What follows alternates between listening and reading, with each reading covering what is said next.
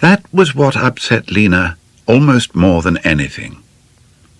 Johnny had thought those preposterous things about Martin Caddis, and he had not minded. Love must indeed be dead when a husband just does not mind the idea of his wife in somebody else's arms. But then, Johnny had never loved her. She had not been pretty enough for him. How she had wasted her time. But she would make up for it now.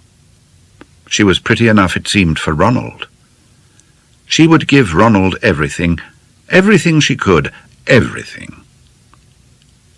Lena, who had never before had an erotic vision in her life, plunged headlong into a series which a month ago would have left her appalled. She saw herself with Ronald and gloried in it. She wanted to be shameless. She wanted to do outrageous things, incredible, impossible, inconceivable things. And still more, she wanted Johnny to know that she had done them.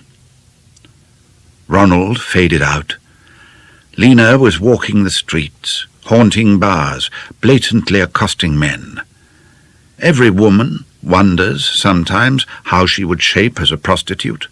Lena had wondered very vaguely herself. Now she saw herself as one, in full detail.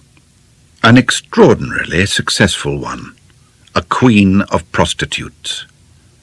What would Johnny think about that? Would he mind then?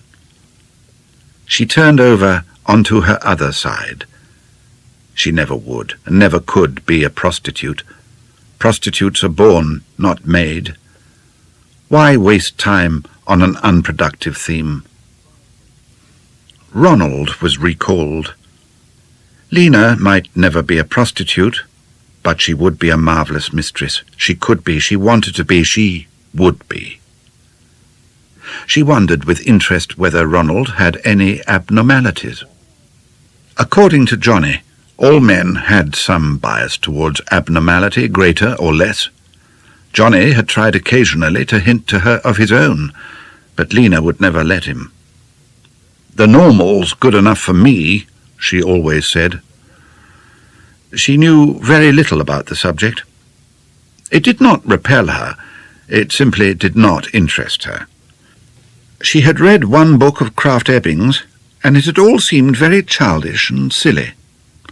A great deal of it she had not been able to understand at all, including the Latin bits. Certainly it had not encouraged her to let Johnny open his mind on the matter. She wondered suddenly if that was why she had lost him. With her usual fairness, she had to admit that she might have done more for Johnny. At least she could have provided a sympathetic ear. And of course she had always known that men do go to other women for what they cannot get or do not like to ask for from their wives. Joyce had told her all about that years ago. Joyce had said, very emphatically, that in 99 cases out of 100 it depends entirely on the wife whether she keeps her husband or not. Lena noted with new interest that Joyce had certainly kept Cecil. Well, she would not make that mistake again, if that had been her mistake.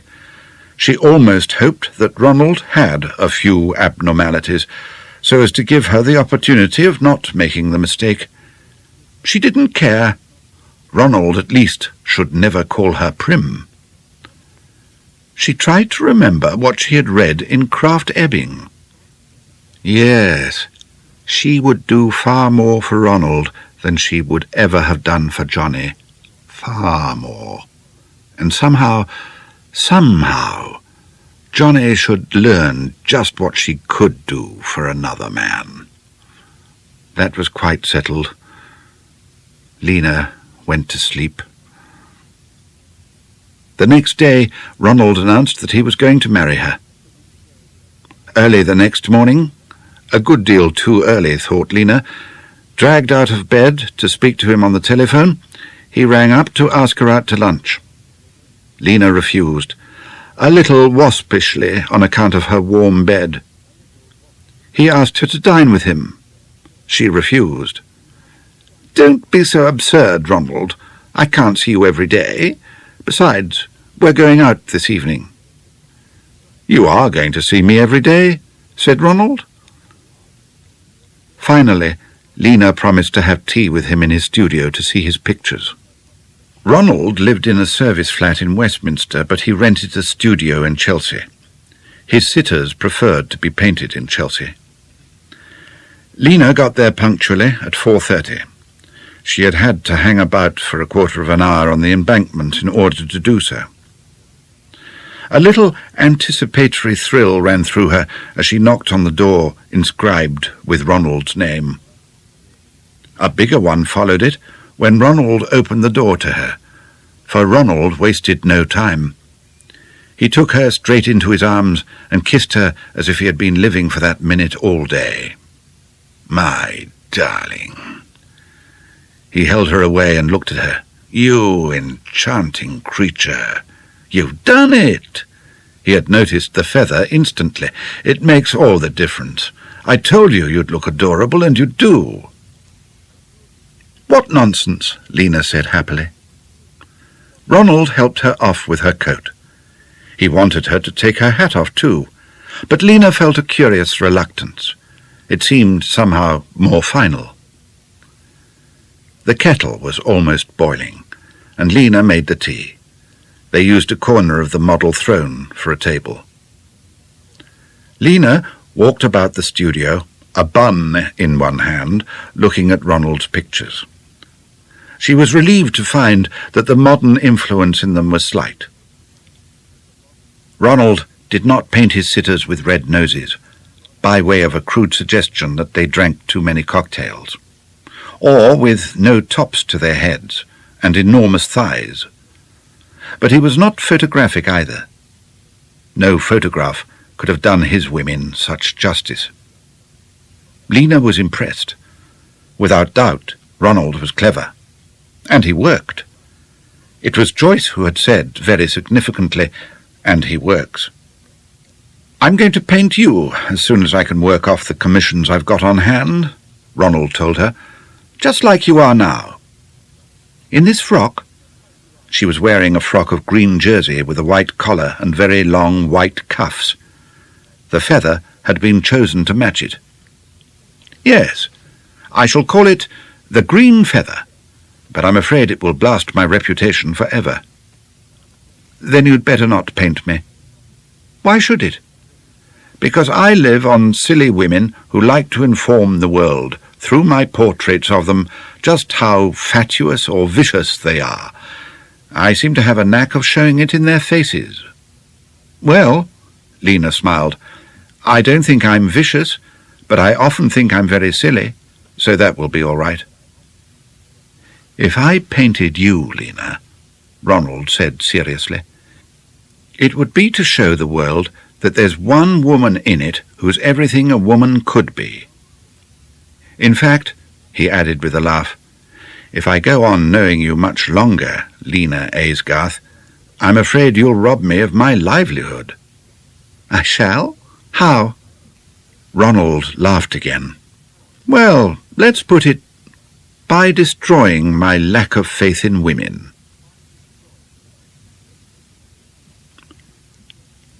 "Lena, I'll tell you one thing. I'm going to marry you." Ronald bent over her as she sat on a poof cushion between his knees and kissed her hair. Lena caught her breath. "Ronald, you frighten me when you say things like that." "Frighten you? Why, my darling?" "I don't know. You're so impetuous. What do you know about me?" "I know you're the only woman I ever could marry." "No, don't shake your head. It's part of my job to be a quick judge of character. I made up my mind at that party, as soon as I knew you were going to be free, that I'd marry you." "Ronald, did you really?" It rather took one's breath away to have one's future settled so decidedly, without apparently any say in the matter at all. But undeniably it was exciting. "Yes. You like me, don't you?" Lena gave the knee she was holding a little hug. "Should I be doing this if I didn't?" I can assure you this sort of thing is quite out of my line." "I know it is, you darling. That's why I want to marry you. You're so... well, there's no other word for it. Clean. Most women have such unpleasant minds, you know." "Do they?" said Lena doubtfully. It sounded rather a sweeping statement. "You have got a poor opinion of women, Ronald, haven't you?" "Very. And yet it's so silly to generalize about them." "I've got plenty of experience to speak from, my dearest. Anyhow, I can quite honestly tell you this. You're the first woman I've met who hasn't either bored or irritated me, or whom I've even wanted to see a second time." "I don't think you can have met the right sort, Ronald. There really are plenty of nice women, you know." Ronald held her to him. "There's one, and that's all that matters to me, and I'm going to marry her." "Are you, though?" Lena laughed. "You haven't asked her yet, you know." "Will you marry me, Lena?" "No, I don't know you. I couldn't marry a man I didn't know. The registrar would have to introduce us, and think how awkward that would be." "No, Ronald, seriously, it's absurd to talk like that now. Wait till we've known each other a few months, and then we'll see. But it was sweet of you to want to." "Sweet of me? Listen, my darling, I know you're not in love with me." "No, I'm certainly not, but I do like you a lot, Ronald." "You darling. No, of course you're not. You're still in love with that husband of yours. But—" "I'm not that either," Lena said indignantly. "I think you are. Anyhow, you certainly haven't got over the shock yet. But you're going to fall in love with me, so you may as well get used to the idea at once." "I don't think I shall ever fall in love again," Lena said mournfully. "I might love you one day, Ronald. I believe I could, but not fall in love with you." "You're going to do both," Ronald said firmly. "It's not fair that I should have to go through all this, and you escape scot-free. No, no, my lovely. You're going to do your share." Lena looked up at him. "But you can't be in love with me. You can't possibly. Not so soon." "Whether I can or not, I very certainly am," Ronald laughed. "I haven't thought about anything else but you for a single minute since I first saw you. Yes, my Lena, it was love at first sight, all right, and a bad case too. And me, of all people. My goodness, I haven't been in love since I was 17, and swore I never would be. Swore it, I did. But then, of course, I didn't know you existed." "You must be full of repressions, Ronald. You've been driven in very much on yourself, haven't you?" "I suppose I have. But I liked it. I considered myself self-sufficient. I've always made a point of never having to rely on anyone for any single thing. And look at me now. If you say you can't meet me for lunch, the whole world turns black. You devil woman." "Ronald, you mustn't rely on me like that," Lena said, really distressed. "You mustn't, really, dear. Don't expect too much of me. I'm so afraid of letting you down." "You're going to pull me up, my sweet," Ronald told her. Chapter 11. Not in her most visionary moments had Lena ever imagined so tempestuous a wooing. As Joyce had said, Ronald had an enthusiastic nature. At first, Lena had hardly believed it, but it really did seem that he had fallen insanely in love with her from that very first evening. He insisted on seeing her every day, and for no small part of every day, too, putting off appointments recklessly to be with her, and every morning, no matter how late they had parted the night before, there was a rapturous letter from him on her breakfast tray. Lena found it unbelievably exciting to be wooed like this. They lunched out, dined out, talked out, danced out. And when they were not doing any of these things out, Ronald seemed to be doing them in Hamilton Terrace. For Joyce, of course, encouraged him as hard, if as unobtrusively, as she knew how. They talked interminably. They talked about Lena, about Johnny, about marriage, and about life. Lena's views about marriage were undergoing a radical dissolution. "I can't quite get used to it yet," she told Ronald. "I always took it for granted that when one got married, one was married for good. And yet people are getting divorced every day. Other people, not oneself. Somehow one never thought of the possibility of divorce for oneself." "You haven't got religious scruples, have you?" Ronald asked suspiciously. "Oh, heavens, no. I may be old-fashioned, but I'm not medieval. But all the same, I simply can't get used to the idea of being alone again." "You won't be alone, my prettiness," Ronald would tell her. One day he gave her, a little cautiously, his own ideas about marriage. "You know, Lena, I've always said I'd never marry a woman until I'd lived with her for at least a year first." "Have you, Ronald?" Lena smiled. She saw his caution and knew she was being sounded. "Yes. Incompatibility of passion is the rock on which 80% of marriages founder. Incompatibility of tastes is nothing to it. And how is one to find that out without experiment? Of course, there should be a year's trial marriage for every couple. It would cut the work of the divorce courts down by half. But I suppose you don't agree with me there." "Why on earth shouldn't I agree with you?"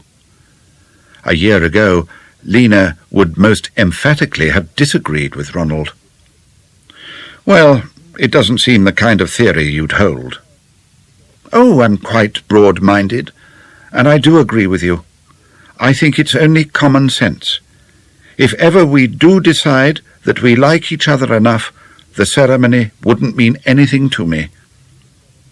Already Lena was considering marriage with Ronald as something more than just a possibility. She really was astonished at the way and the rapidity with which her views had changed. She saw now that it is impossible to lay down moral rules to govern all cases. They could apply to individual ones only, for what is right for one person can be quite wrong for another. It is a matter of conscience, and consciences differ. That is what the bigots never can understand. Lena did not think it would be in the least wrong for her to live with Ronald for a year to see if they would suit each other for marriage, simply because she would not consider it wrong.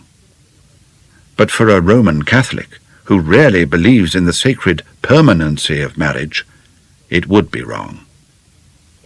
A year ago, she would have accepted the convention that it was wrong for everyone.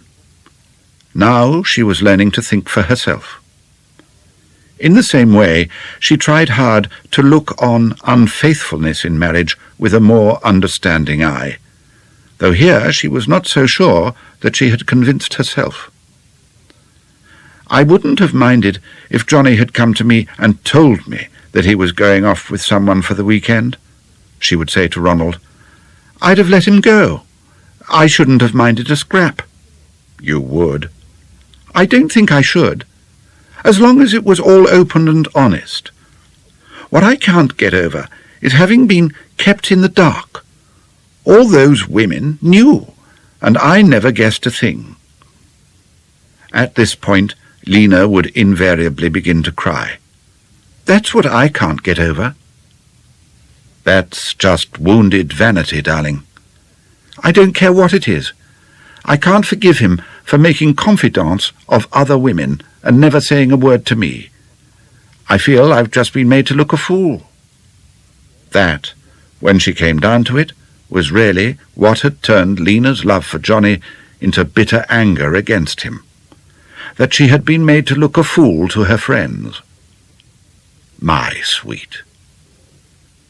Lena would lift a streaming face to Ronald. I've just been wasting my time. All these years I've just been wasting my time being faithful to him. That's what I can't get over. I could have been enjoying myself too. You'd never have taken a lover, Lena.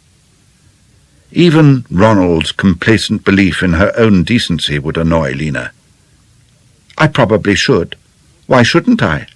At any rate, he ought to have given me the chance. Then Ronald himself would get angry. I hate to hear you talking like that, wasting your time. It's a damned good thing you didn't know. If you'd have been so silly as to give way to that childish tit-for-tat. Why do you want to make out that you're as petty-minded as other women, when you're nothing of the sort? Oh, you don't understand. Lena's tears would burst out again. I feel so battered. You don't know all I've been through, and when you speak to me like that... She had never told him about her other troubles with Johnny. That would not have been fair, yet. Then Ronald would hug her and croon over her and say all the things she wanted him to say. Lena did not know what she would have done during this time without Ronald and Ronald's shoulder.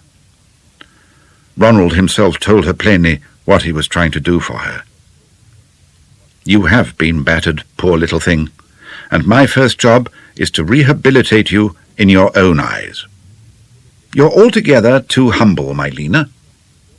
You think now that because Johnny couldn't see what he'd got, that you're no use to anyone. I never heard such nonsense. It's Johnny I'm sorry for not realizing what he was throwing away. Not you. You're jolly well rid of him, and you're going to be happier with me than you could ever have been in a century of Johnny, aren't you? Am I, Ronald? You know perfectly well you are. My little beauty. If I were married to you, do you think I'd ever look beyond you for one single second? In any case, I'm not the promiscuous kind for promiscuity's sake. No, Lena would say, comfortably. No, I don't think you are. But could I make you happy, Ronald? I wonder now whether I could make anyone.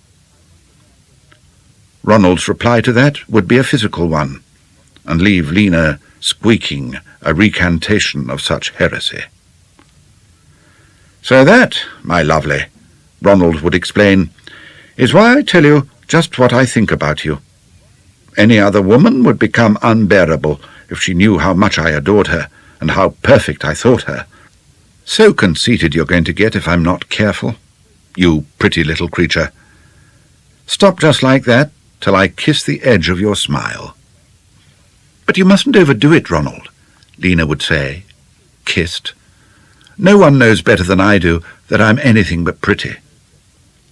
Then Ronald would say, quite seriously, when you smile like that, I think you're the prettiest thing I've ever seen. He would say it, too, with such quiet conviction that Lena would have to believe that he really did think so, deliciously absurd though it might be. They discussed, too, with astonishing detachment, whether Lena should become Ronald's mistress. They called it the question.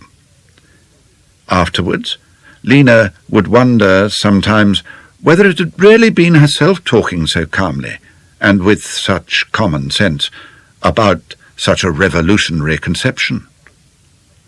Circumstances alter women. Ronald, of course, was thoroughly in favour of the idea, though he did not want to stampede Lena into it before her mind was fully made up about himself. It wouldn't be just the ordinary, surreptitious, rather vulgar affair, you see, darling, he pointed out. It would only be in anticipation of marriage. Don't make it sound so dull, Lena laughed. I'm not sure that I shouldn't rather welcome an affair just at present. Can't I ever be improper in my life? No, not you. You just couldn't, my loveliness. How half-baked you make me sound, Ronald. But it was a fact that Lena could never be deliberately improper. She detested smoking-room stories, not because of their rudeness, but on account of their manufactured artificiality, whereas a really spontaneous remark would always make her laugh, however improper. Joyce called her prim, which annoyed her. Lena did not consider herself prim in the least. Of course, we should have to be careful till your divorce is through. I should hate that. I shouldn't like to be hole and cornerish, Ronald. I'd much rather come and live with you openly, if it came to the point. You sweet thing. I know you would. But we just can't. So are we to waste the next 9 months on account of these incredible divorce laws of ours, or are we not? That's really the question. There's one thing I feel. If I did, it might make you feel that I'd got a claim on you, and that would be awkward if you got tired of me. Ronald protested against such a ludicrous possibility. But you might, Lena insisted. You say you're the faithful kind, but I don't know, do I? You've only known me for about a fortnight. I'm so afraid that this will all burn itself out when you know me better and realize I'm not nearly so perfect as you think now. If you're holding things up for anything so ridiculous as that— No, I'm not. But it's no good forgetting the possibility. Besides, there's another thing. What? I'm so afraid you might be disappointed in me, Lena said wistfully. Oh, my darling. I've been told so very plainly I'm no good at that sort of thing, you see. I thought I was all right, but apparently I'm not.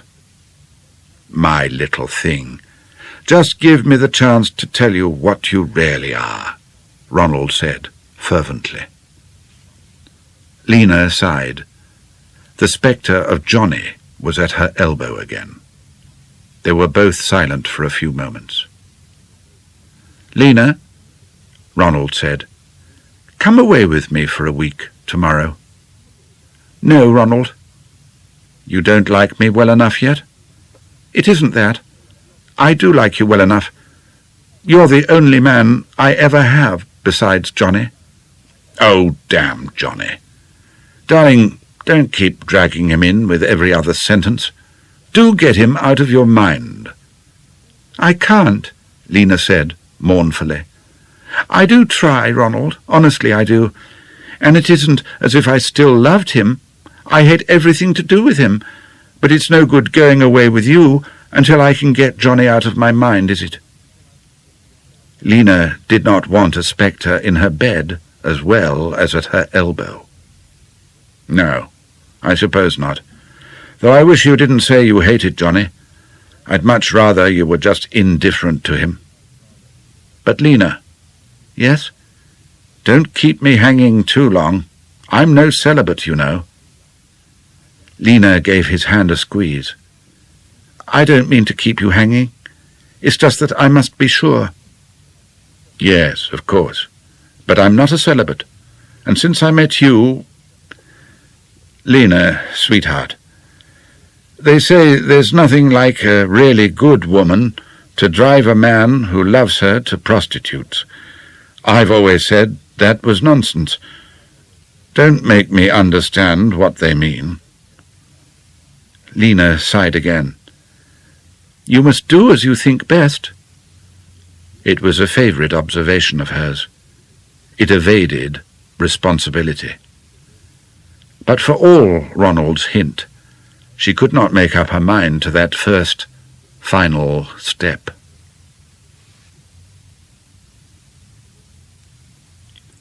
For a fortnight or more, Lena was thrilled to ecstasy by Ronald's wooing. During the third week, she began to find him a little overwhelming. In the fourth, a kind of mental claustrophobia set in. She felt that Ronald was stifling her. They were sitting one evening in the Chinese restaurant, after a crab omelette, lobster chop suey, and special rice with prawns, and Lena, at any rate, felt that her belt was uncomfortably tight. Lena had to take a good deal of trouble with her figure nowadays. Ronald, upon whom the gargantuan helpings provided by the restaurant appeared to have had no close effect, was engaged in his favourite occupation of calling Lena's attention to her physical charms. He had just discovered, in the cinema which they had visited, that Lena's fingers, besides being unbelievably soft, had a fascinating tendency to curl, preferably round his own. Usually, Lena loved this sort of thing. After having been dismissed physically all her life, and praised, when she was praised, only for her intelligence, it was delightful to have her intelligence taken for granted, and to be told that physically she was the most attractive woman Ronald knew. She loved him to call her my pretty and my lovely, because he so genuinely found her pretty. She was very ready to listen to Ronald on the subject of her smiles, of which it appeared that she had no less than 4 quite separate varieties. One, when she was just amused; one, when she was smiling at something which she thought she ought not to smile at; one, when she was very much amused; and one, when she was very happy, in which her nose made 3 little wrinkles on either side of the bridge. That was very interesting and very gratifying. But this evening, Lena was not interested in either the wrinkles on her nose or the curling propensities of her fingers. "Ronald," she said abruptly, "do you know we've seen each other every single day for nearly 3 weeks? I do, my sweet, and I hope to go on seeing you every day for the next 3 years. Well, I don't. What? I mean, it's quite time we gave each other a rest. I don't want a rest. Perhaps not a rest, a breathing space. I feel we're seeing each other too much." "How can we see too much of each other?" "I must have air. You must let me have some air, Ronald." Ronald looked at her doubtfully. "You're getting bored?" "No, no." Lena squeezed his hand. "It's just that I don't think it's a good thing for us to see so much of each other. You've never given me a minute to get adjusted to you. I've been very upset, you know. One can't switch over at a minute's notice from one person to another." "I've always been afraid you were a one-man woman." "I don't think I am." "I don't know. I may be. I've always told you I'm a clinger. I love you to be a clinger. I want to be clung to. I love the way you always take my arm in the street. Do you know how I always see you when you're not there? On my arm, looking up under that wicked little hat of yours with the green feather." "Do you, darling?"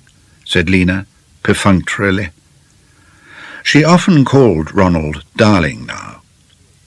She had told him that she loved him, but she was not altogether sure that it was true. Anyhow, she had told him, because he had so much wanted it. "Do you? But you see what I mean, don't you? I must have air. I feel you're swamping me. Don't let's see each other for a few days, Ronald, please." "If you really feel that way," Ronald said gloomily. "Yes, I do. Besides, it'll be much better for you. I feel I'm taking you from your work." "Oh, damn my work. What's that matter, compared with you?" "That's simply silly," Lena said, with a touch of irritation. "Of course you must work. I want you to. I'm interested in it. I want you to get on and make your name." "Very well, that's settled then. You can always ring me up, you know, and you'll go on writing to me, won't you?" She smiled at him, feeling much more amiable now that she had won her point. "That's right. You're like all women, aren't you? Must eat your cake and have it. I'm not to see you, but I'm to keep you amused with letters." "Darling, I do love your letters so. They're more exciting than anything I ever imagined. They make my toes squiggle with joy when I read them." Ronald laughed. "All right, you little wangler. But Lena—" "Yes? Will this help you to make your mind up on the question?" "I don't know. It might, because it will help me very considerably to bear it, if it will." "Oh, Ronald," Lena said, "do you want me so much?" "More than I ever wanted anything, my lovely," Ronald said. "I do wonder why," said Lena. It was quite obvious why she should want Ronald. But why should Ronald want her? Lena did find it a relief to be free of Ronald for a few days. It was as if an enveloping fog had been dispelled from around her, and she was able to breathe freely again. She did not understand herself.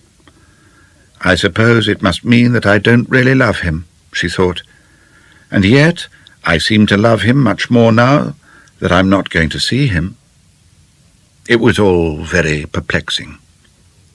She would have liked to consult Joyce, but was quite sure that such mental acrobatics would be beyond Joyce's direct mind. Ronald went on writing to her, but he did not ring up. "Have you quarrelled with your young man?" asked Joyce. "No," Lena said, casually. "We're just not seeing each other for a few days. I felt I must have air." "Air? What do you want air for?" Joyce demanded.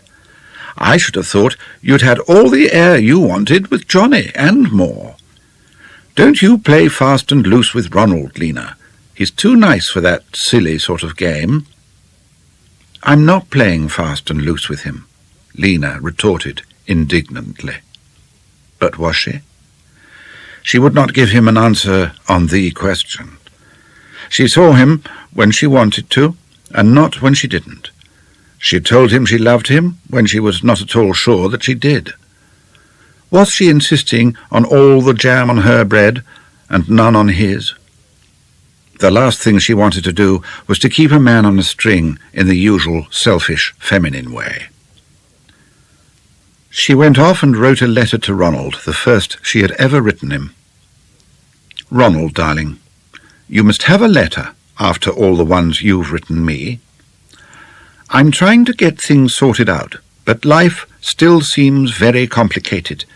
Sometimes everything seems too much for me. Johnny, the divorce, Joyce, Delfield, and even you. I don't know what to do or what to settle about things, and can't feel anything but oppressed and unable to breathe. I expect it's been the fog these last 2 days, too. Now you've had time to think, are you sure you haven't been making a mistake? You're much too good to waste yourself in this way on someone's cast-off wife. I'm furious for you. You should be more ambitious. Think well and look round, as I keep on telling you. There are plenty of nice women about, in spite of what you say. You ought to find some nice girl of 25 or so, who would make you work and work herself for you socially. Not an elderly matron of 36, 3 years older than you, who has to worry about her figure. You must look round, Ronald. Yours, Lena. But I would love to look after you properly. Your flat is a disgrace." The next morning, Lena was woken up by the housemaid 10 minutes before the usual time. "Yes?" she said sleepily. She had had a bad night, worrying. "Mr. Kirby wishes to speak to you on the telephone, madam." Lena scrambled out of bed, put on her wrapper, felt rather than looked for her shoes, and went downstairs. It really was exceedingly annoying of Ronald to ring up when he knew she would be in bed. Yes, Ronald. Oh, hello, darling. Good morning. I got your letter. Yes. And I'm not doing any looking round, thank you. And how dare you belittle your sweet self like that? Have you got me out of bed just to tell me you'd got my letter? Hello, what's the matter, darling? You sound a little terse. I was asleep, Lena said, not without bitterness. I'm hardly awake yet. Well, wake up, because I want to ask you a question. Do you love me? Was it really necessary to wake me up to ask that? No, perhaps not, sorry. Well, will you lunch with me today? I thought we weren't going to see each other for a bit. The possibility of being overheard by anyone outside the dining-room door increased Lena's exasperation. Well, it's 3 days now. Surely you've had all the air you want. 3 days isn't much. Do be sensible, Ronald. No sooner do we get clear than you want to tangle everything up again. Clear? Well, you know what I mean. Anyhow, I can't lunch with you today or any day this week. We're booked every day. Oh. Then what about dinner? And dinner. I do wish you'd leave me alone for a little, Ronald. I did ask you. And I know as soon as I see you, you'll be on to me again about what you always are on to me about. Oh, what is the good of talking like this on the telephone? On to you? Ronald said slowly. I should hate to be on to you about anything. Well, you have been. You know you have. You must give me time. All right. Ronald's voice was cold. Anyhow, you're engaged every day this week for lunch and dinner, is that right? Yes. Goodbye. Goodbye. Before Lena had reached the top of the stairs, she was wondering whether she had not been a fool. She wondered the same thing at intervals all day. The next morning she was awake an hour before her breakfast tray arrived, and drew a breath of relief as she saw the letter from Ronald upon it. Ronald had understood as usual. She opened it eagerly. Dearest, I was evidently mistaken in believing that you cared for me at all seriously, or ever might. Anyhow, I'm no woman's pet dog to be whistled out when required to amuse and pushed back in the basket when not wanted. Air you're screaming for, and air you shall have. Yours, Ronald. Ronald had not understood. Yes, said Joyce. Come in. May I use your telephone, Joyce? Joyce had an extension by her bed, which she always used when she wanted to make sure of not being overheard. Joyce took one look at Lena's tear-marked face and jumped out of bed. Yes, of course you can. I'll go along to the nursery. It's not Johnny. Lena shook her head. As soon as Joyce was out of the room, she gave the number of Ronald's flat. Hello, came Ronald's voice. Ronald, it's me, Lena. Oh, yes. His voice had gone hard and dull.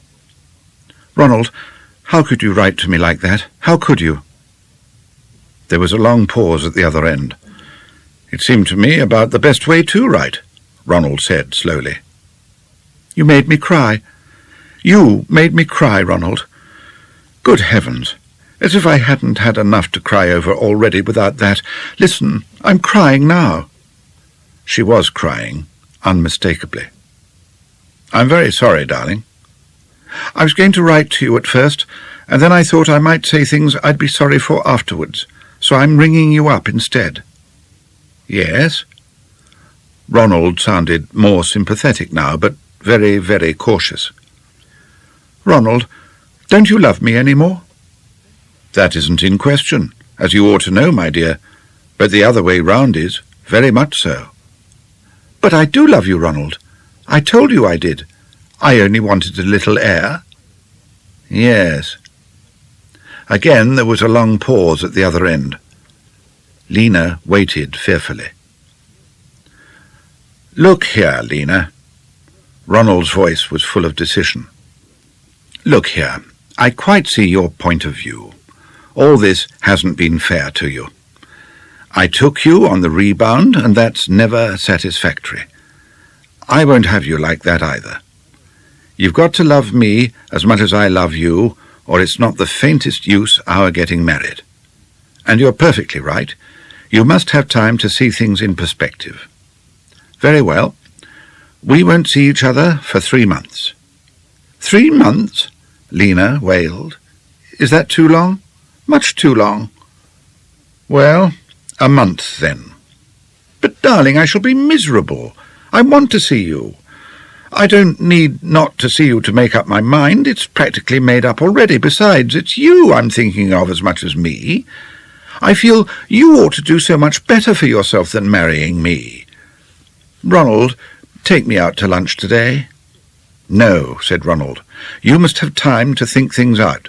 Goodbye, my darling, and remember, I love you. The click of the receiver sounded in Lena's ear. She made her way, mournfully, back to her own room.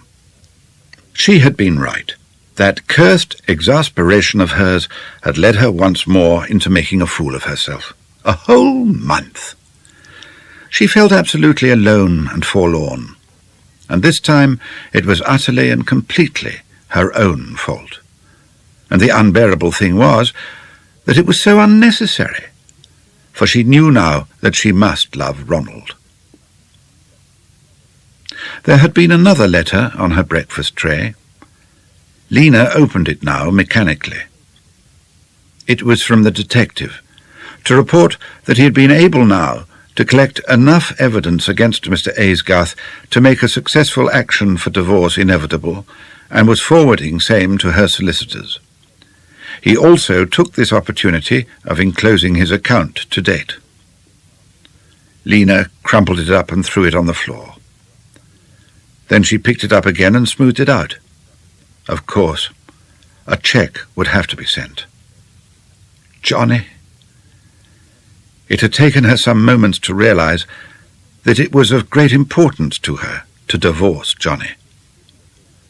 She could not marry Ronald and be happy at last until she had done that.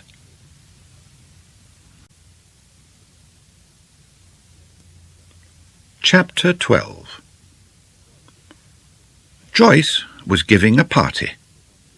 The party was on Lena's account, and Lena knew that it was really to bring herself and Ronald together again. It was over a week now since Ronald had announced his intention of giving her a month to herself, and she had had no word from him during the interval. Joyce, however, had. She and Ronald had dined together, and Joyce had come back most indignant with Lena. Ronald, it appeared, was in a terrible state. He had now worked himself up into the belief that Lena never had cared a straw about him, and had only been amusing herself with him to help her to get over the loss of Johnny. He was in despair, and his work had gone to ruin. Joyce had soothed him as best she could, and emphasized Lena's real affection for him. But she had some very outspoken things to say to her sister alone. I told you you weren't to play fast and loose with Ronald, and look what you've done. He's positively maudlin about you, and all you can tell him is that you want air. What on earth do you want air for? You're being a perfect idiot, Lena. But I do want to see him. It wasn't I who made this arrangement. I told him I wanted to see him. He doesn't believe you. I tell you, Lena, you're being an idiot. Here you are, nearly 40, and behaving like a young fool of 16 in her first love affair. I tell you, my girl, one can't afford to be coy at our age. If you let Ronald go, you may not get another chance. Are you fond of Ronald, or aren't you? I'm not going to let any other woman get him, said Lena, breathing rather quickly. Well, you're going the best way about it. Ronald's going to make some woman a damned good husband soon, so it might as well be you. You cling on to him, my girl, with both hands. If you knew as much about this crowd as I do, you'd realize Ronald's value. He's a coming man, and he's solid. You'd be an important person in a few years as his wife, instead of being buried down in Dorsetshire with no one to talk to but the vicar and Johnny's mistresses. Besides," Joyce added more calmly, "it would be nice to have you up here and hear you rasping your brains occasionally. You'd be quite able to hold your own with our lot as soon as you got accustomed to them, and it's an amusing life. You'd like it, wouldn't you?" "I should love it." Lena bore no resentment against Joyce. She was used to plain speaking from Joyce. Whenever it was possible, Joyce always said what she thought. "Then don't throw it away. Anyhow, I'm going to throw a party for you next Friday, and Ronald's promised to come as a special favour to me. And if you're not as nice to him as you know how, and put an end to all this childishness between the two of you, I'll never introduce you to a man again." "That's all I want," said Lena. Given the chance to be nice to Ronald, she had no doubt of the result. She wondered if it was horrid of her to feel pleasantly excited at the idea of Ronald in a terrible state because he thought she did not love him. All day Friday they were very busy. In spite of it being a scratch affair, everybody of any interest or importance in Joyce's set seemed to have found it possible to come. Nearly 80 people had accepted her hurried invitations. Gunters were doing the refreshments, so there was no need to bother about those. But there were 100 other matters to be seen to. Like all the rest of the household, Lena got up an hour earlier than usual. In her own home, Lena quite enjoyed the preparations for a party. There she was efficient, swift, and decisive. In Joyce's, she felt rather lost. She wanted to help, but could not help feeling she was more in the way than anything. "Can't I do the flowers for you?" she asked Joyce. "Yes," said Joyce gratefully, "you do the flowers." Like all women, Lena was convinced she could arrange flowers just a little better than anyone else. Joyce had ordered bundles and bundles of tulips, and Lena spent a really happy hour putting them in their vases. "Thank you so much, dear," said Joyce, called in to approve. She passed a frowning eye over the massed vases. "I never think tulips look really nice mixed, though, do you? I think I'll have the mauve ones in the drawing-room, the pink ones in here, and—" With swift movements of her small brown hands, she pulled Lena's work to pieces and began to rearrange it. "I tell you what you could do, though," she said over her shoulder. "Open those bottles I put in the morning-room for the cup." Lena went off, somewhat dispirited. She could not find the corkscrew. "Cecil will have one in his study," said Joyce. Lena had never been into Cecil's study before when he was working. She hesitated outside the door, wondering whether to knock or not. In the end, she knocked and went in all in one movement. Cecil was writing at his desk. He jumped up and got the corkscrew. Lena felt guiltily that she had probably spoilt the very best passage Cecil might ever have written.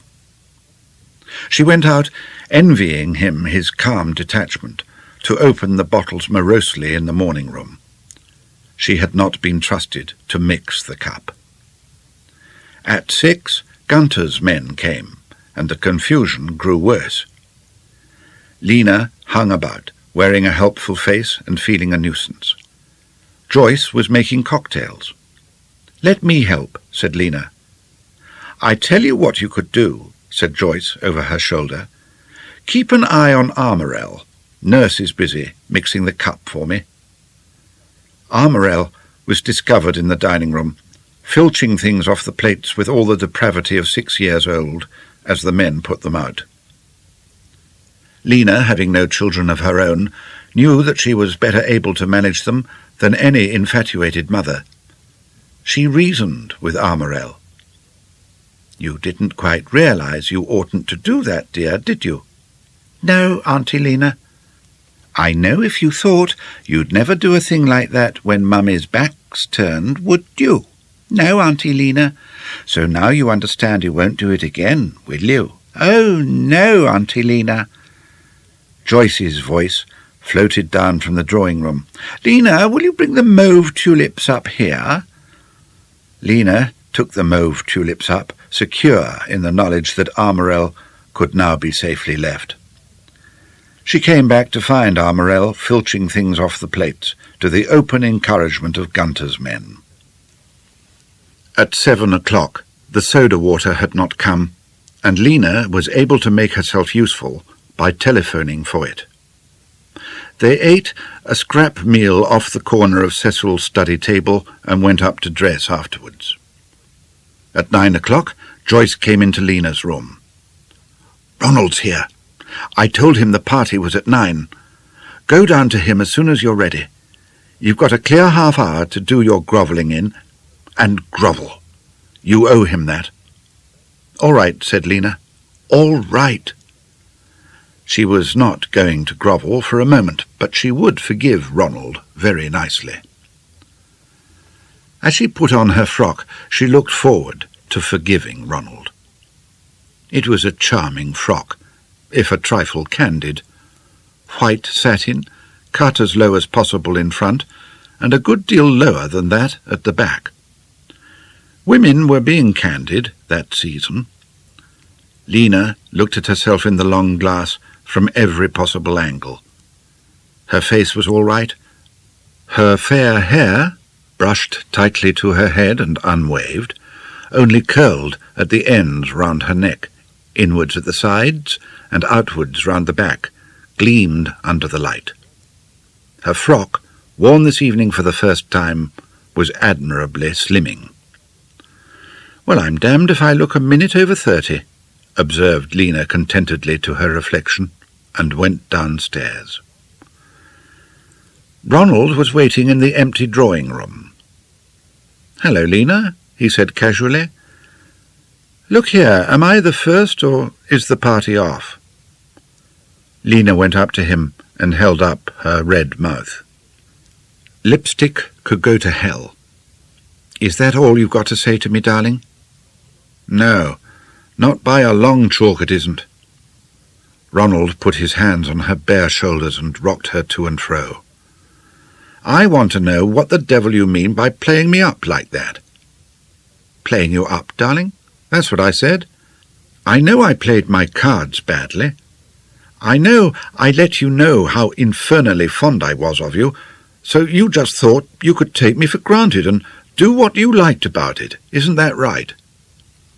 "I suppose it is, really. Darling, I'm sorry. I won't take you for granted again. Kiss me." "No, you won't."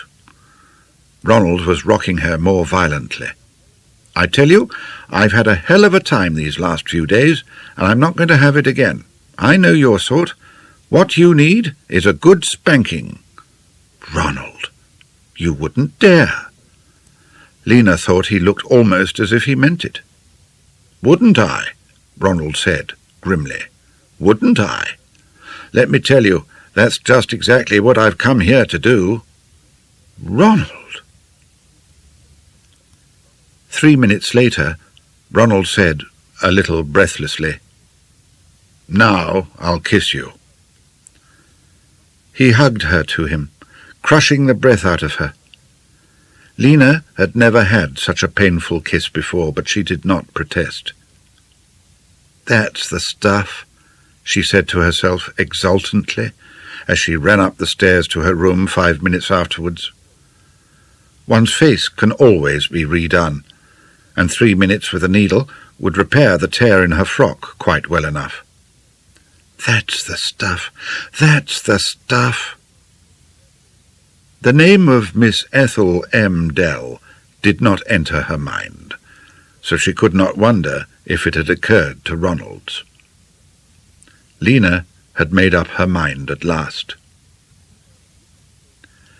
Lena did not go to tea at Ronald's flat the next day. In the morning, Joyce had a telegram. It was from Robert's school in Surrey. "Robert taken ill, not serious, but would like you both to come. Ask Rig." Lena had never seen Joyce so upset before. Nevertheless, upset though she was, she lost none of her efficiency. The car was ordered up from the garage. A telegram dispatched in answer, and within 20 minutes Joyce and Cecil were on their way to Surrey. With the empty feeling that follows somebody else's departure, Lena went up to her bedroom with the idea of washing some stockings. She was worried on Joyce's behalf and felt tired after only 4 hours' sleep instead of 8. She had barely put the stockings into the water when the housemaid appeared at the door. "There's a gentleman to see you, madam. I showed him into the drawing-room." "Oh, thank you, Mary." Lena went downstairs. It did not occur to her that the gentleman could be anyone else but Ronald, though she did wonder vaguely why Mary had not announced him by name. She opened the drawing-room door and went in. It was Johnny. "Hello, monkey face." Johnny's engaging grin was uncertain and wavering. "Johnny!" Lena's knees had gone almost powerless.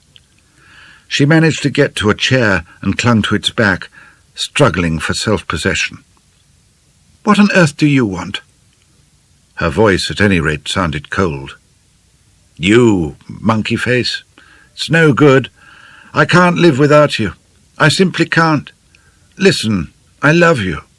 No other woman means anything to me. I haven't seen another woman since you went. They make me tired.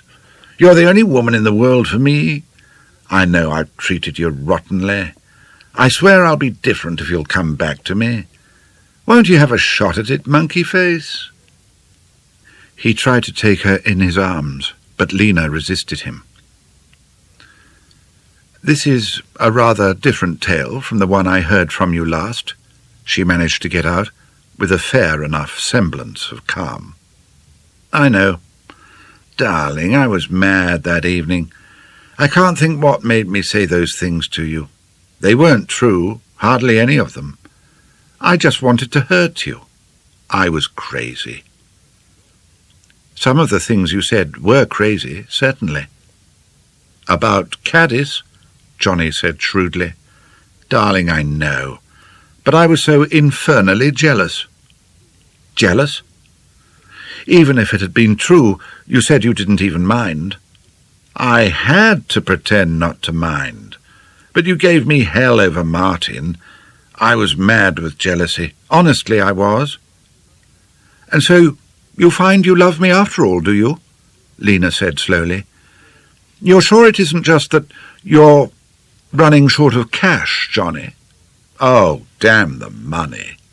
Lena, if you'll only come back to me, you can dock that infernal allowance altogether. Honestly, I mean it." "That doesn't sound very like you, Johnny." Johnny poured out a torrent of protestations. Lena did not know him. Johnny had not known himself. He had not realized what she meant to him. He had been utterly wretched since she went. He could not stand it any longer. Wouldn't she give him just one more chance? "I'll be absolutely honest with you, Lena. I did marry you for your money. But my God, I fell in love with you afterwards. On our honeymoon. I thought you were wonderful. And more every day since. I've been in love with you for years. You must know I have. I couldn't have acted all that time. I've been trying to do without you because I knew what a rotter I'd been to you, and it was only fair to let you have your freedom. But I can't. I simply can't." "Sit down, Johnny. We've got to talk this out." They talked it out. But it all came back to the same thing. Johnny couldn't do without Lena. Would she not give him one more chance? At last Lena said, "I'd better tell you, Johnny. There's a man here in love with me. We intend to get married as soon as I'm free." Johnny turned rather white. "Are you in love with him?" "Yes." "Have you—" "Not yet." Johnny got up. He looked very tired. "Well, I suppose it's no good my staying. Goodbye, monkey face. Good luck. I hope he's a good 'un, that's all. You deserve one. He walked past her to the door. Lena saw 2 tears ooze out of his eyes and run ludicrously down his cheeks. "Johnny? Hello? I will come back to you." She knew now that Johnny must love her. She had known from the very first moment she saw him that she loved Johnny desperately, and had loved him desperately all the time. During the whole interview, Ronald had hardly crossed her mind. Lena did her best to keep her head. It was difficult when all she wanted was to get inside Johnny's arms and stop there for good, but she tried hard. She did not give way too easily. She would go back to Johnny, but only on terms. He was to find another job. His allowance was to be cut down to £250. He was to be completely faithful to her until or unless he found he could be so no longer. Then he was to tell her honestly and allow her to divorce him. If he would agree to that, she would take him back. Johnny did agree. He would agree to any damned thing, he told her, if only she would come back to him. He gloated and capered over her return like a small boy. "You won't half catch it from Joyce," he exulted. "I shouldn't have stood much chance if she'd been here, should I? Monkey face, we've got to get out of here before they get back. I've got the car outside. Go on, shove your things in your trunk now, this minute. Off with you. I'll give you just 20 minutes to pack." Lena actually sang as she went upstairs. Johnny wanted her. She wanted Johnny. Everything was wonderful. And this time everything was going to be all right. Johnny had had his lesson. As she packed, hurriedly and unmethodically and rapturously, she thought of Ronald. She had not the courage to ring him up herself. She would ask Mary to do so, and she would write to him from wherever it was they stayed that night. She was sorry for Ronald. He had been right all the time when he said she was still in love with Johnny. She had known it herself, in her heart. That explained such a lot which had puzzled her during the last few weeks. Her throwing herself at Ronald's head, her dithering, the way she had let him and anybody else influence her, her inability to make up her mind, the dull pain that was with her all the time, even when she had thought herself at her happiest. She had simply been drifting, not caring really what did happen to her, because she thought she had lost the anchor of Johnny's need for her. And Ronald's need had seemed so, well, unimportant compared with that. She was sorry for Ronald, very sorry. But he would get over it. She would write to him. Somehow she got most of her things into the trunk. The others could be sent on later. She put on her hat and coat and went down. Johnny himself carried down her trunk with exaggerated caution like a conspirator, grinning at her over the top of it. He put it on the grid, fastened the straps, and they set off.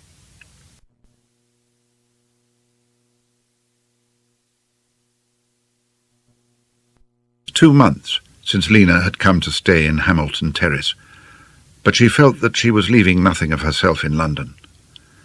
She felt it was not she at all who had ever come to stay there, only a pale, gutted ghost of the real Lena. Johnny drove with her hand in his.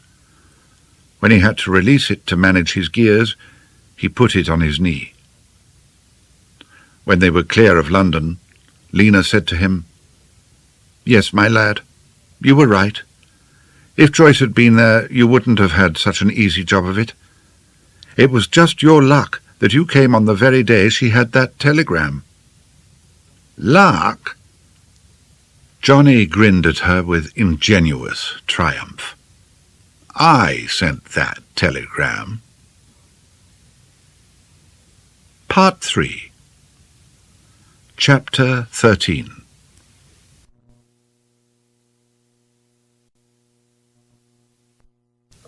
Not until she had been back at home for over 3 months did Lena discover that Johnny was a murderer.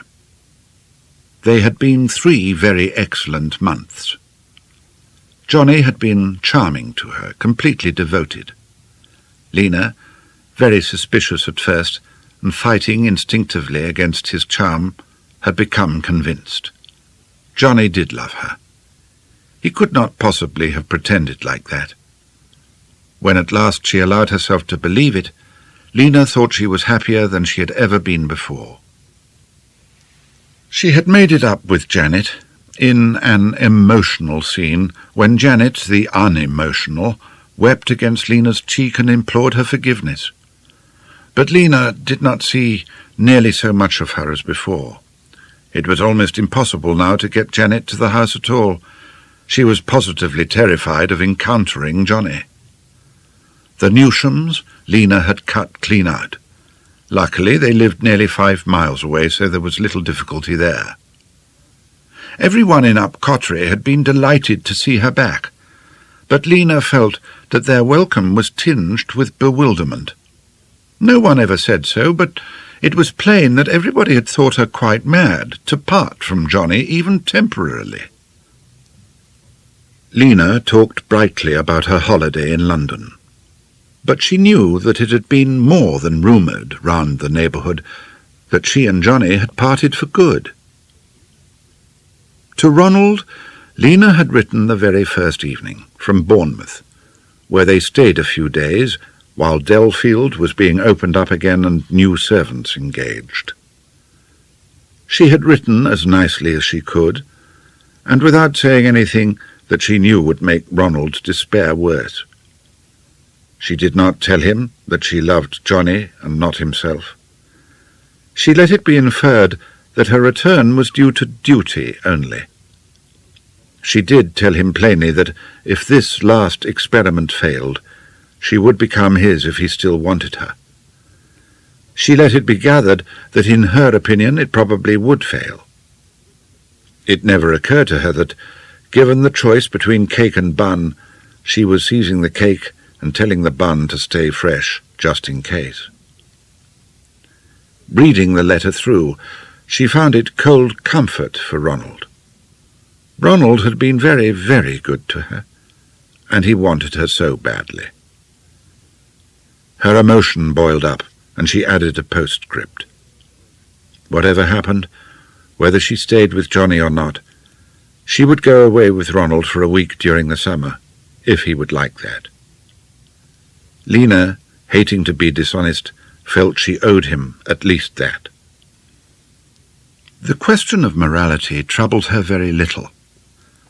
Johnny, she thought, deserved payment of this debt no less than Ronald did. Besides, love Johnny as she might, Lena still felt that she could never wholly forgive him until she had got her own back on him. Why should he have had all that amusement, and she no experiences of her own at all?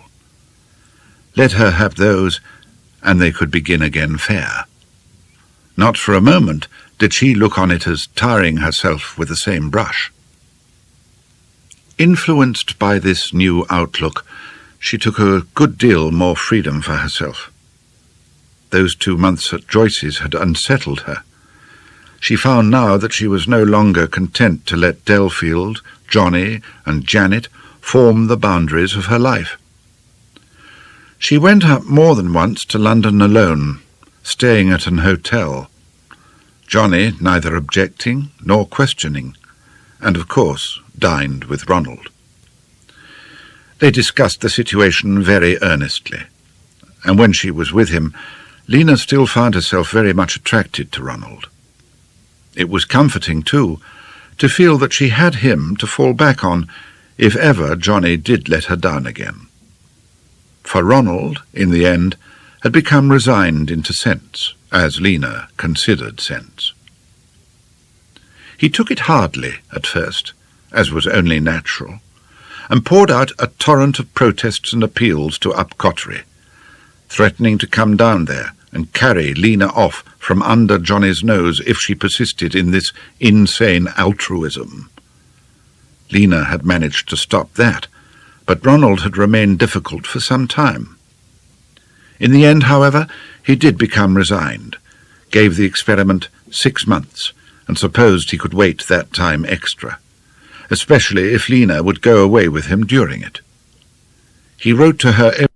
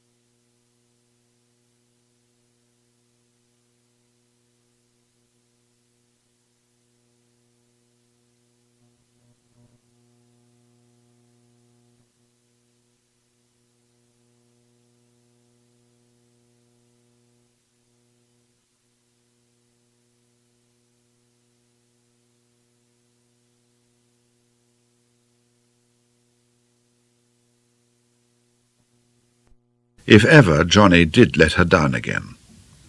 For Ronald, in the end, had become resigned into sense, as Lena considered sense.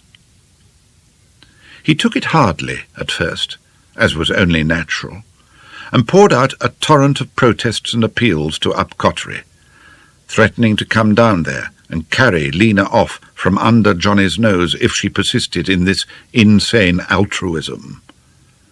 Lena had managed to stop that, but Ronald had remained difficult for some time. In the end, however, he did become resigned, gave the experiment 6 months, and supposed he could wait that time extra, especially if Lena would go away with him during it. He wrote to her every day for the first month, and then 2 or 3 times a week. Lena told Johnny she was going away for a fortnight in July. She fully intended to spend a week of this fortnight with Ronald. They talked it over and talked it over. Dates were arranged, a room almost booked. Yet, somehow or other, it came about that Lena took Janet with her for that fortnight to Corsica. She was not quite clear herself how it happened, just that when it came to the point, she went to Corsica with Janet. Ronald was naturally most disappointed. But Lena told him that it had not proved quite convenient after all. They would have their week together later on. No, of course they would. It could not be arranged just at present, since she had only just come back after a fortnight's absence, but they would have their week later on. Except for Ronald and Johnny's reduced allowance, Lena might never have been away at all. Johnny never asked her for extra money now. Johnny, it turned out, had plans of his own. He had been unable to find the job for which Lena had stipulated, but Lena had to admit that that had not been for want of trying. Johnny had pulled every string he knew. But it was the summer of 1932, when England at last had to atone for the third-rate minds that had been governing her since the war by facing the fact that not even a nation can go on consistently living above its income to keep a political party in office, and jobs were impossible to obtain. So Johnny came out with plans of his own. He had got into touch with Beaky Thwaite to finance them, he told Lena exultantly. Beaky had agreed, and they were going to clean up a fortune between them. Johnny's eyes sparkled as he expatiated on the fortune they were going to clean up. Lena thought the plan sound, but she did not think there was a fortune in it. Briefly, Johnny had been struck by the fact that in a world of tumbling prices, the most catastrophic of all were those for a commodity which, above anything else, should have remained unaffected. The commodity was property and land. "It's like this, Monkey Face," he explained excitedly. "When the pound goes down, you see, it goes down. It isn't worth so much. £100 in notes or 100 in stocks and shares aren't worth the old 100 ever again. They're only worth about 70. You see that, don't you?" "Yes, of course," said Lena, who didn't. "That's because money isn't money at all, really. I mean, it isn't wealth. It's only what you change for wealth. Wealth is based on something solid that you can buy or sell. And hang it all," said Johnny triumphantly, "there isn't anything more solid than land, is there? I mean, you see that." "Oh, yes," said Lena, who did see that. "And what's more, as soon as the pound is stabilized at a lower value, the very first thing that's bound to find its real value, I mean, become worth more of these not-so-valuable pounds, is land. Sooner than diamonds or anything, isn't it?" "Is it?" "But, darling, I'm telling you it is. So, as soon as the pound went down, you'd have expected anyone with any spare cash to plunk it all into land, because that's certain to recover quicker than anything. But nobody did. I can't think why, but they didn't. Nobody wants land. You can't sell land at all today. And the consequence is that land's gone down more than anything else. It's worth actually less of these old, not-so-valuable pounds as it was a year ago. Well, the thing's obvious. Buy land, and you'll double your money in a year. Do you see now?" "Yes, darling. But will you double your money in a year?" "Sweetheart, I keep telling you you will. Do try to understand. Land's the goods. Land and bricks and mortar. You can't lose. You must gain. Look at the back page of the Times any day now. They're simply giving country houses away.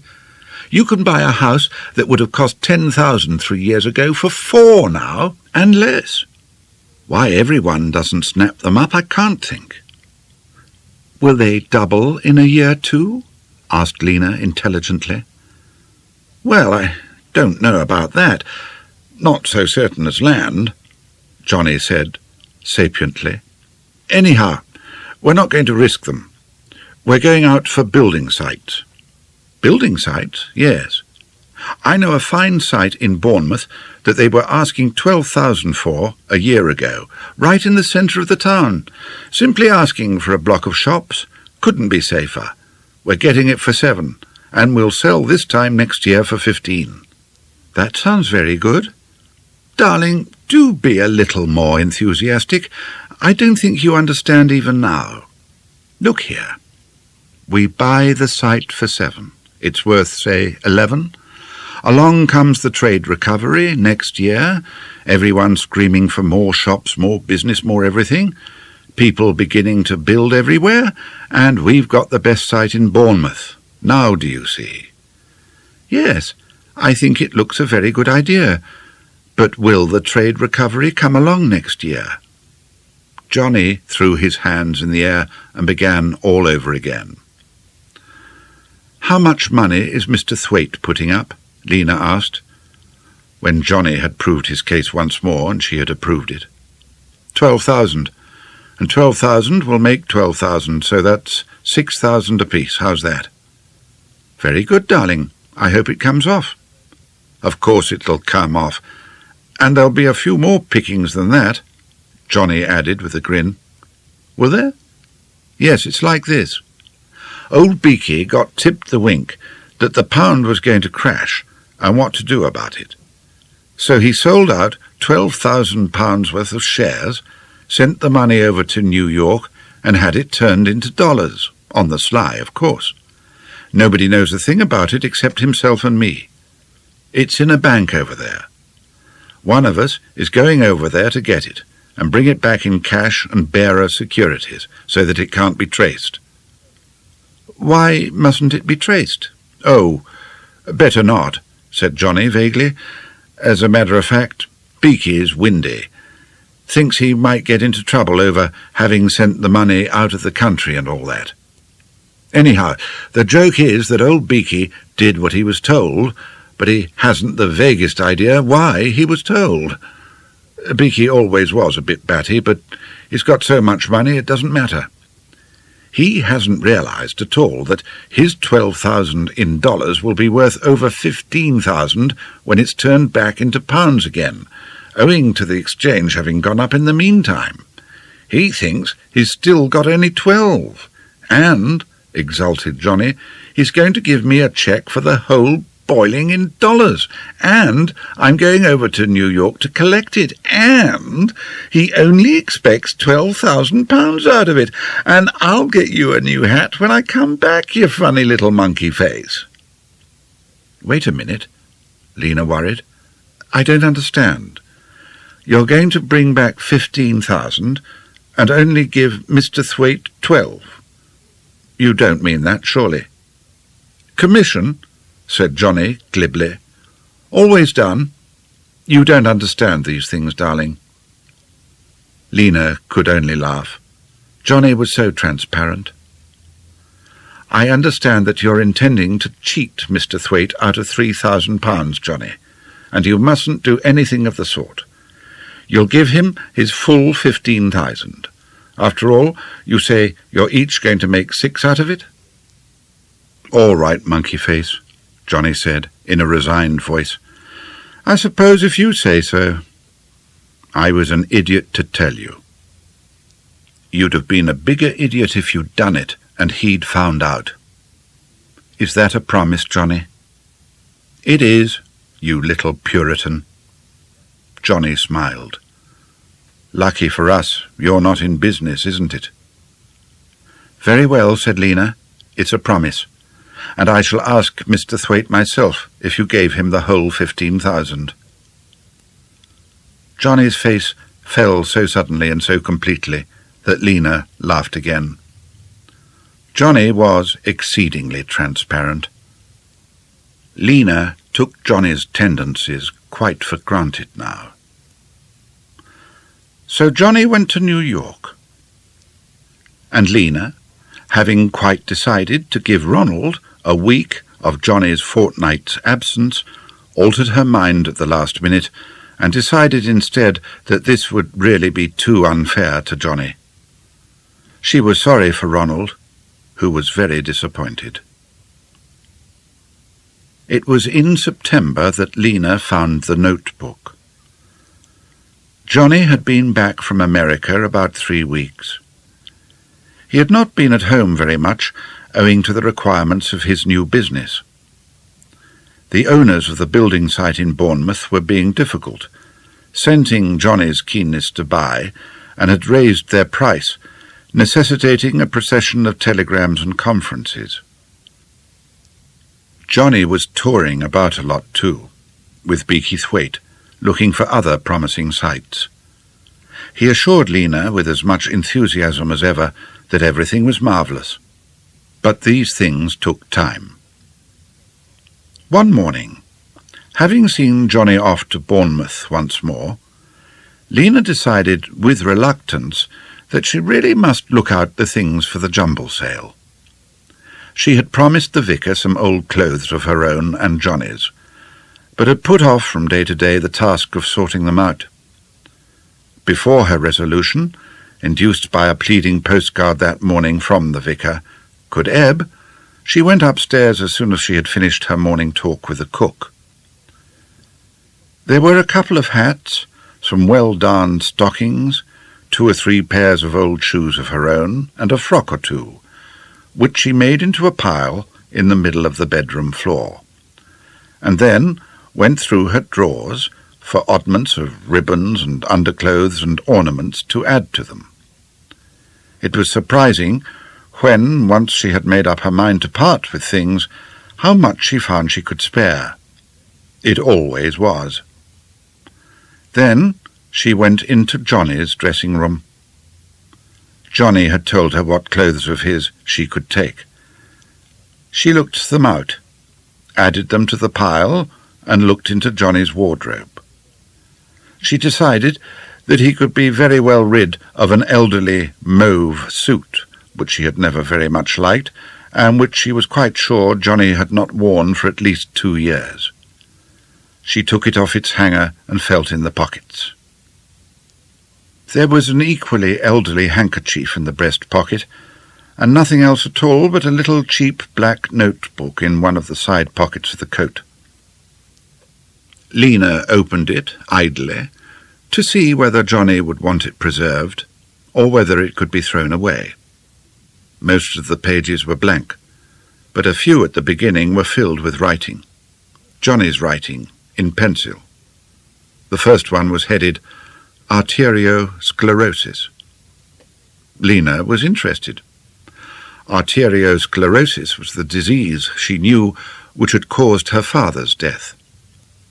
Arteriosclerosis combined with mild angina pectoris. She read on. As she read, the coat which she was still holding dropped from her hand onto the floor. She sat down on the edge of the bed. Arteriosclerosis.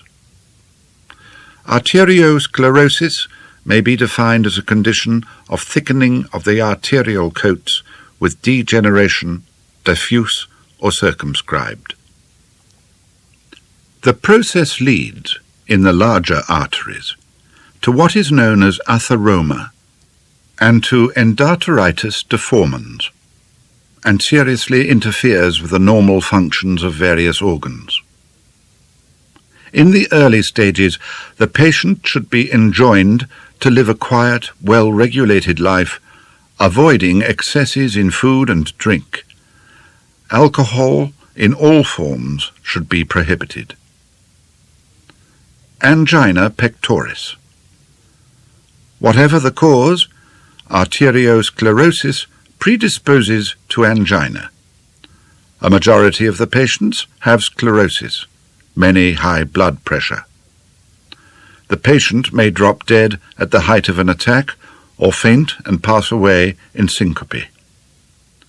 An attack may be induced by emotion or toxic agents, e.g. alcohol, increasing the tension of the heart walls. Emotion is of less importance. The angina of effort that follows any slight exertion is, as a rule, far more serious. Cerebral hemorrhage. Cerebral hemorrhage is apoplexy. Individuals with arteriosclerosis are particularly liable to cerebral hemorrhage. Violent exertion, particularly straining efforts, leading to overaction of the heart, may cause a rupture. So far, the entries were obviously extracts copied from some medical work. The few that followed, written in a more hasty hand, seemed to be jottings added from time to time in Johnny's own words. High blood pressure. Increase it, and you get apoplexy. 3 dangerous things: too much to eat, too much to drink, and violent exercise. Question mark. Running upstairs after dinner? Port. Ha ha. Cecil? What about old days in the mess? Excitement. Got it. The 3-chair trick. Ha ha. Try it anyhow. After that, there was a page of figures. Lena did not do more than run her eyes over them. They seemed to consist of calculations of the income to be derived from £50,000 at various rates of interest. Evidently, they referred to the time when Johnny was trying to persuade her to sell out her government stock and invest her capital in more adventurous schemes. She frowned her puzzlement, flicking through the pages again. Why should Johnny have gone to the labour of studying these diseases after her father died, even to the extent of copying out notes about them? She did not remember that he had shown such interest in the medical details at the time. And what on earth did those extraordinary observations at the end mean? She felt oddly disturbed. There was something almost sinister about those 2 ha-has in such a connection. It almost seemed as if Johnny had been rejoicing over her father's death. As she added the mauve suit to the bundle on the floor, and set about collecting Johnny's other remnants, her mind was busy recalling the details of her father's death nearly 3 years ago. They were still quite clear to her. General McLaidlaw had died, tragically, on Christmas night after dinner, while the men were still in the dining room.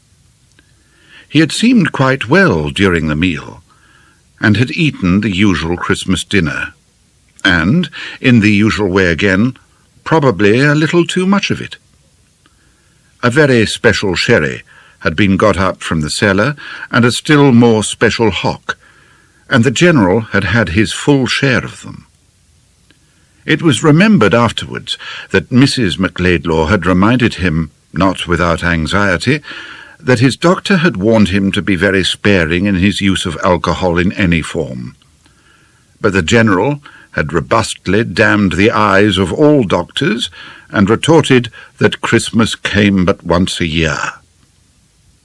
And after dinner there had been a very, very special port.